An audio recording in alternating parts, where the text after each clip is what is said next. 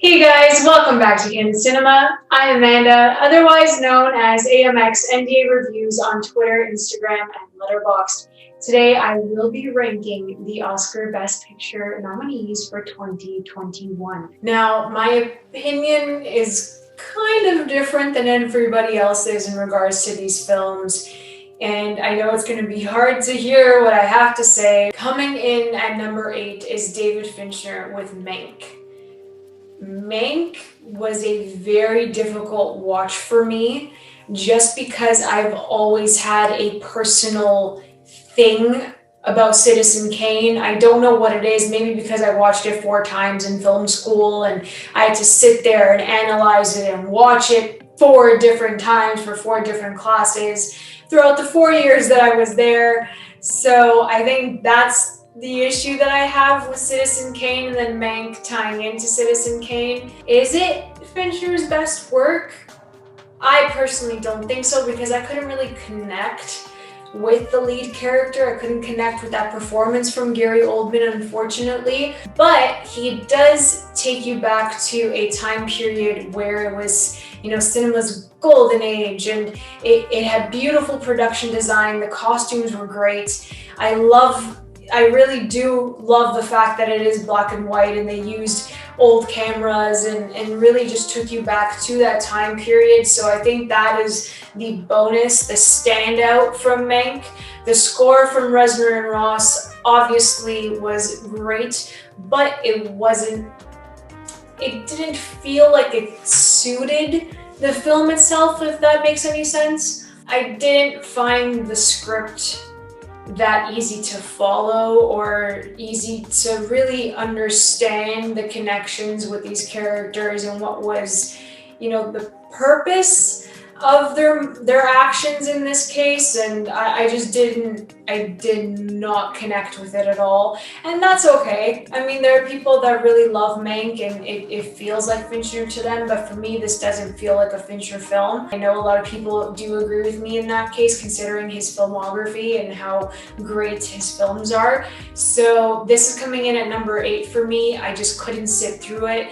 And for a film that is about a screenwriter, for the script to not be able to grab me is just, oh man, it broke my heart. Again, I do not dislike Citizen Kane. I do respect those who love Citizen Kane. I just never, I couldn't get into the story, unfortunately, but I do respect the fact that given the era that it did come out in, what Orson Welles did in that film, the technical elements that were in that film, they were really something to see. I just couldn't get into the film, unfortunately, couldn't connect with it. But I do understand why it's one of the best films ever made. I completely get it. I do. So no hard feelings for Citizen Kane, but I couldn't do it with Mank. I'm really sorry, Fincher, if you ever watched this. Coming in at number 7 is another controversial one. I'm actually putting Chloe Zhao's Nomadland at number 7.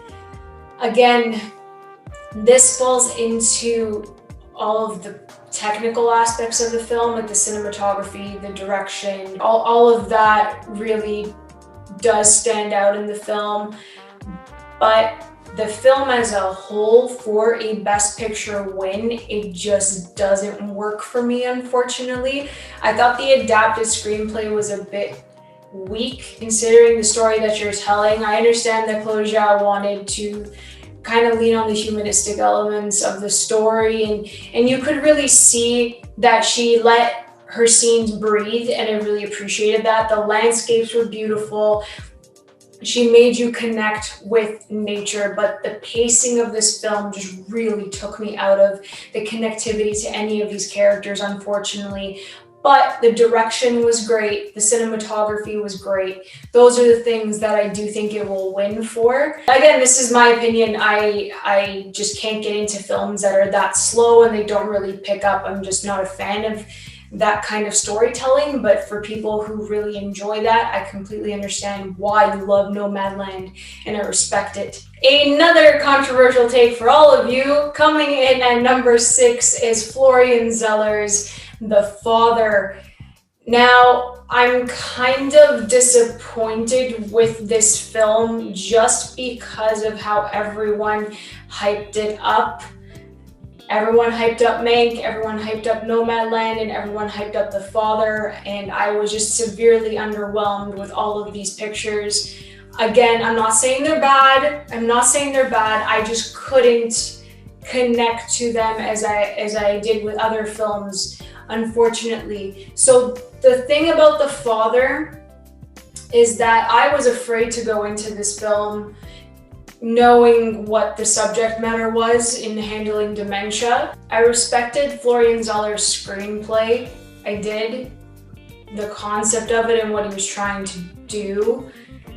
The execution, I didn't really agree with, just because you lose the emotional connection to the characters. For those who have seen The Father, Anthony Hopkins' character, if he falls in and out of consciousness. So we don't really know which conversations are real. And then for me, that makes you lose the connectivity to the dialogue, to these characters. And it just made it feel disjointed for me. And I just couldn't get into the film each time that happened. Like, I would be watching it and I would be into these conversations, and then something would change and throw you off entirely. And I do understand the film. I do understand what was trying to be done. I completely get what he was trying to do in regards to how people suffer with dementia. And he was trying to show the interior mind in this case and put it out into the world and actually physically show you what it means to have dementia. And I respect that, I do.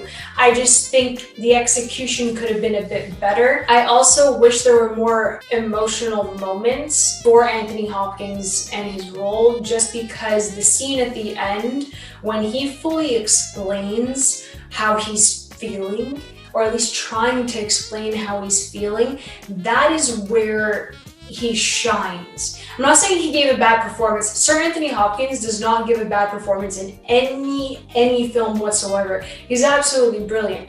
But that emotional dialogue, that performance, I wish it was just kind of scattered throughout, just so we can hit those emotional moments. And I think that that's what was lacking in The Father. I did get emotional, don't get me wrong, because I thought of times when my grandmother was going through the same thing. It's a beautiful film in the way that he attempted to do this, don't get me wrong, because all you have to do is try a different kind of execution. That's what makes it different, and that's what makes it special. So I do commend him for trying. I just feel like the emotional moments kind of got lost because the discussions were kind of misplaced and all over the place and changed, and then we don't know what's real. And I get that it's the perspective of the man suffering from dementia. I completely understand that. I just wish it was a bit different, unfortunately.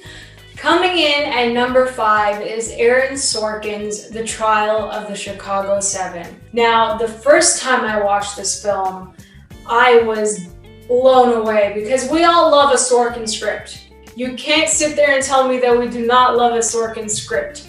But Sorkin's direction, on the other hand, I personally loved Molly's Game a bit more just because of what he did with it. I really enjoyed Jessica Chastain and Idris Elba in that film, and I think it's one of his best, to be perfectly honest. But this Trial, it just felt like something was missing. Like, I watched it and I was like, oh, this is really strong. Like, it's a courtroom drama. Like, of all people, Aaron Sorkin's gonna know what to do in a courtroom drama, and he did, but I think there were too many players to deal with. The ensemble cast is very strong. I don't think that Eddie Redmayne was strong enough in the role that he was in. I don't know what it was about his performance, but it fell flat for me. Mark Rylance surprised me. Sacha Baron Cohen, again, knocked it out of the park. The whole ensemble, I just feel like not many people had their time to shine. and you just had like those 5 minutes to make people remember you in this case. Of course, that's not why you're making the film, it's just the fact that like that's what it felt like. There wasn't enough screen time, even screen time for each of them, and the cast is stacked. Like there's so many people. When Michael Keaton showed up for that little section, I was like, you're in this too? Like what? Michael Keaton's in this too?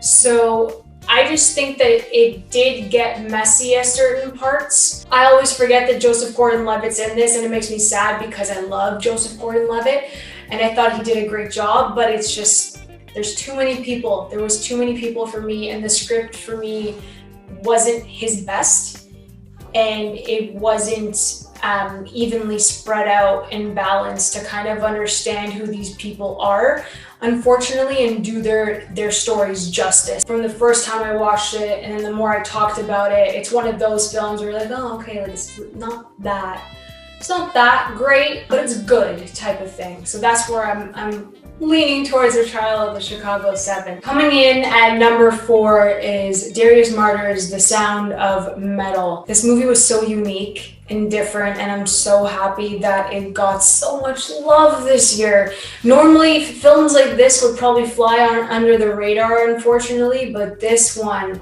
man, oh man, the clear standout. My God, Riz Ahmed gave a fantastic performance as Ruben. Fantastic, and just the choices that were made to show him losing his hearing as an artist and as a drummer was absolutely heartbreaking to sit through. And the sound design that went with it just amplified everything that were in those scenes for Ruben, and you really understood what he was going through, and you felt that. And Paul Raci gave a fantastic performance, and I'm really happy he's nominated as well for supporting actor. It was just different. It was different, and I'm really happy it's nominated. Coming in at number 3, we have Lee Isaac Chung's Minari. It is one of the most beautiful family films that I have seen, and it's an American film. It is an American film of a Korean American family trying to make a living on a farm, and I thought it was just really well done. And also, I know that I said this with Nomadland that the pacing is a bit slow, but I was connected to these characters and I was connected to this family, and I think that was the difference for me in this case, because the pacing was actually, it was slow, but at the same time there were moments where it would grab me and bring me back in, and I wanted to see what this family was capable of and the way that they have different dynamics with each other within the family. And then you have the lovely grandmother played by Yeon Jung, who comes in and kind of flips everything around in the family dynamic, and there's really just rising family tension, and it was just really interesting to see the dynamic between, Alan S. Kim and Yeon Jung. I really love that so much, just because I'm so close with my own grandparents, and I completely understand the love that a grandparent has for a grandchild, and you want to teach them the old ways and your heritage and where you come from, and you want to pass that knowledge down. And I think it's really important to see that on screen too. So I think that Minari is just a beautiful display of that. Cinematography was stunning. The second I started the movie, I was just like, wow, this looks so good. It's filmed so beautifully, and I love the score. I think it's been underappreciated, the score in Minari, and just the whole cast is great. I love Alan S. Kim to death. I hope that kid gets all the work in the world because he's just fantastic. Minari is definitely up there for one of my choices to win Best Picture, because I feel like it's one of the most well-rounded films this year. So fingers crossed for Minari for me. Coming in at number 2 is Emerald Fennell's Promising Young Woman. Now I know that there's so much controversy that came with this film, unfortunately. I understand. I really understand every single aspect of this film, why people disagree with what happened in the film. I understand that, and I can't speak for those people either. So from a filmmaking standpoint, I don't think I've ever seen a film quite like this one, and that's why it is a standout for me. I thought the script was freaking great. I thought it was really well written, and the pacing was great, and it's divided into parts, and I thought it was really smart the way she did it. She also won the WGA, so congratulations, Emma Fennell, for that one. And Carey Mulligan is sure as hell the front runner for me in my eyes. It's been all over the place this year, but I do think that Carey Mulligan gave one of the best performances of the year, and it's about time that she gets her due, to be perfectly honest.